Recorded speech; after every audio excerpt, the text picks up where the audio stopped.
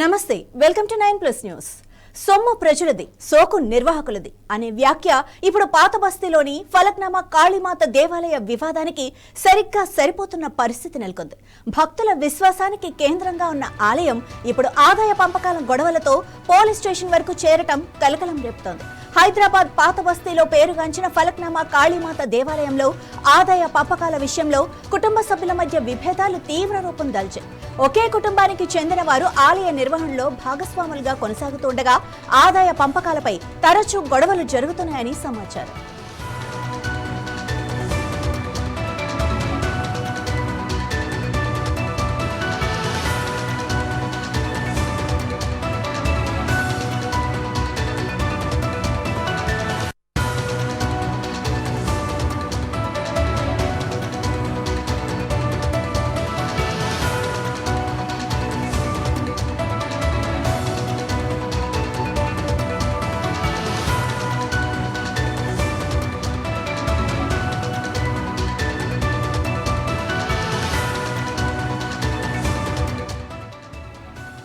ఈ కుటుంబంలో జగన్, రాజు, జగదీష్, జంగయ్యలు ఆలయ నిర్వాహకులుగా కొనసాగుతుండగా జగన్ కుమారుడు పవన్ ఆలయ పూజారిగా విధులు నిర్వర్తిస్తున్నాడు.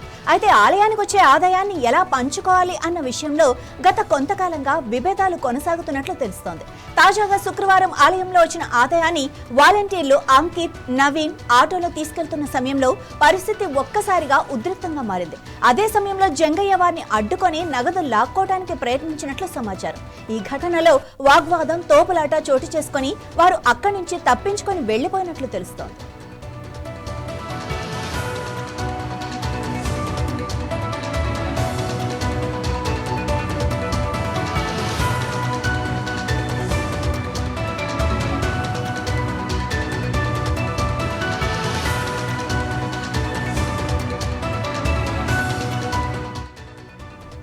ఈ ఘటన విషయం తెలిసిన వెంటనే ఆలయ పూజారి పవన్ రంగంలోకి దిగి జంగయ్యపై దాడికి పాల్పడినట్లు ఆరోపణలు ఉన్నాయి. దీంతో పరిస్థితి మరింత ఉద్రిక్తంగా మారింది.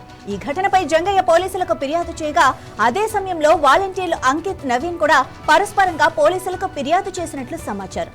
ఈ రెండు వర్గాల ఫిర్యాదుల ఆధారంగా చాంద్రాయణగుట్ట పోలీసులు కేసు నమోదు చేసి దర్యాప్తు ప్రారంభించారు. ఆలయానికి వచ్చే ఆదాయాన్ని భక్తిభావంతో నిర్వహించాల్సిన బాధ్యత ఉన్నా అది కుటుంబ వివాదాలు, వ్యక్తిగత విభేదాల కారణంగా గొడవలకు దారితీస్తుండటం స్థానికంగా చర్చనీయాంశంగా మారింది. ప్రస్తుతం పోలీసులు అన్ని కోణాల్లో విచారణ జరుపుతున్నారు. ఆలయ ఆదాయ నిర్వహణలో అసలు ఏం జరిగింది, ఎవరి పాత్ర ఎంతవరకు ఉంది అనే అంశాలు దర్యాప్తులో తేలాల్సి ఉంది.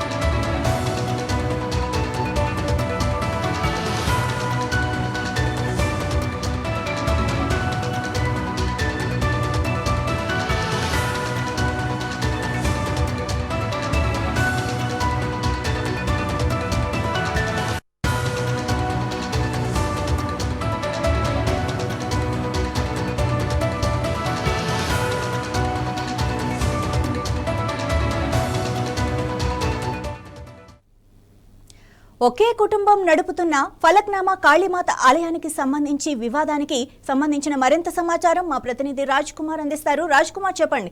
ఇలా ఒకే కుటుంబ నేపథ్యంలో నడుస్తున్న ఒక ఆలయానికి సంబంధించి వివాదం కొనసాగుతున్న వేళ భక్తుల మనోభావాలు కూడా దెబ్బతింటున్నాయని అక్కడ ప్రజలు అంటున్నారు. సో దీని గురించి మీ దగ్గర ఉన్న అప్డేట్స్ ఏంటి?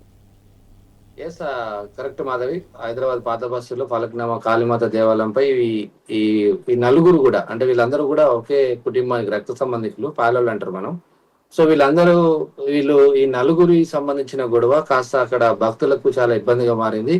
ఇక్కడ చాలా మంది భక్తులు ఆదివారము, అదేవిధంగా ముఖ్యంగా అమావాస్య రోజు, అంటే కొన్ని రోజులు సంవత్సరంలో కొన్ని కీలకమైన రోజులు ఎక్కువగా పూజలు నిర్వహిస్తుంటారు, చాలా మంది వస్తుంటారు.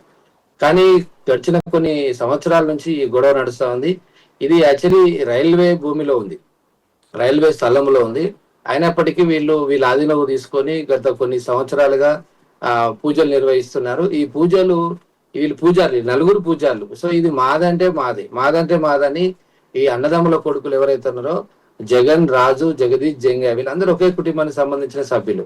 కానీ అయితే దాంట్లోకి వచ్చే ఏదైతే ట్రెజరీ ఉందో దానికి వచ్చే కానుకలు కానీ డబ్బులు కానీ భక్తులు చాలా మంది ఆ ఇస్తుంటారు వాలంటరీగా. సో దాని విషయంలో పంచుకునే విషయంలో కూడా చాలా రసాలు గొడవ జరిగి ఇప్పుడు తాజాగా శుక్రవారం రోజున ఆలయానికి వచ్చిన ఆదాయాన్ని ఈ వీళ్ళు వాలంటీర్లు ఎవరైతే ఉన్నారో అంకిత్ నవీన్ ఒక ఆటోలో వేసుకొని తీసుకెళ్తున్నప్పుడు ఈ విషయాన్ని గమనించిన వాళ్ళ వాళ్ళ బాబాయ్ కొడుకులు ఎవరైతే బాబాయ్ వాళ్ళ పిల్లలు జంగయ్య ఆటోను అడ్డుకొని ఆ వాలంటీర్ల మీద కొంచెం దాడి చేసి ఆ సొమ్మును వాళ్ళు లాక్కోవడానికి ప్రయత్నించినప్పుడు ఒకరిపై ఒకరు గొడవలు జరిగాయి. వాళ్ళు మనం చూస్తున్న విజువల్స్ లో ఒకరి మీద ఒకరు గొడవ చేసి దాడులు చేసుకునే పరిస్థితి. దీంట్లో వీళ్ళు తప్పించుకున్నారు, ఆల్రెడీ వీళ్ళిద్దరు పారిపోయారు. సో పూజారి పవన్ మీద ఎదురుదాడి జరిగింది. సో ఒకరికొకరు భౌతికంగా దాడులు చేసుకునే పరిస్థితి.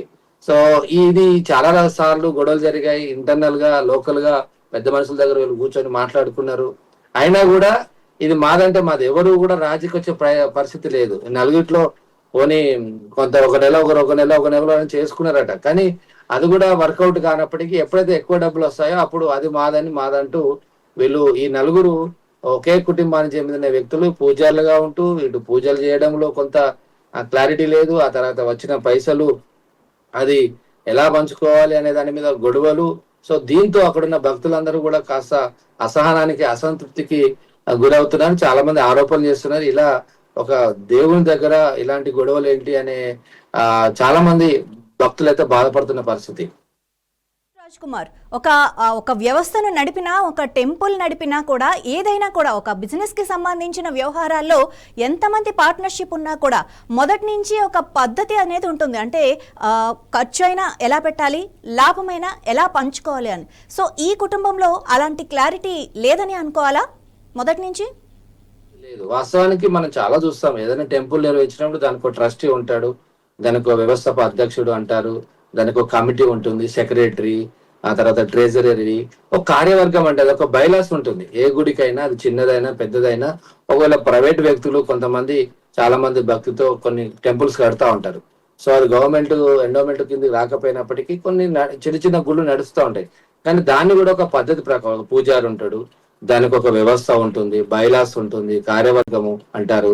సో వీళ్ళందరూ కూడా ఎంత డబ్బులు వస్తున్నాయి ట్రెజరీలోకి, భక్తులు కానుకలు ఒకవేళ కొంతమంది డబ్బులు ఇస్తారు, కొంతమంది బంగారం ఇస్తారు, కొంతమంది కానుకల రూపంలో ఇస్తూ ఉంటారు వాళ్ళ దాని మొక్కుల ప్రకారం. సో వీటన్నిటిని ఒక పద్ధతి ప్రకారం చేసి వాటిని మళ్ళీ దాని నిర్వహణ ఖర్చులు తీసుకుంటారు. డెవలప్మెంట్ ఇంకేదైనా గుడిని డెవలప్ చేయొచ్చు, స్థలం తీసుకోవచ్చు, లేకపోతే భక్తులకు కావాల్సిన వాటర్ కావచ్చు, ఫుడ్ కావచ్చు, లేదన్నా ప్రత్యేకమైన పూజల సందర్భంలో ఈ ట్రెజరీని అంతా దాన్ని డివైడ్ చేసి వాళ్ళంతా చూసుకుంటారు. కానీ ఇప్పుడు ఈ విషయానికి వచ్చేసరికి ఆ సిస్టమ్ కనబడతలేదు. సో వీళ్ళు నలుగురు నాదంటే నాది అని కొట్టుకోవడం అంటే ఇదంతా కూడా ఒకే కుటుంబానికి చెందిన అన్నదమ్ముల కొడుకులు కాబట్టి దీని మీద కన్నేశారు.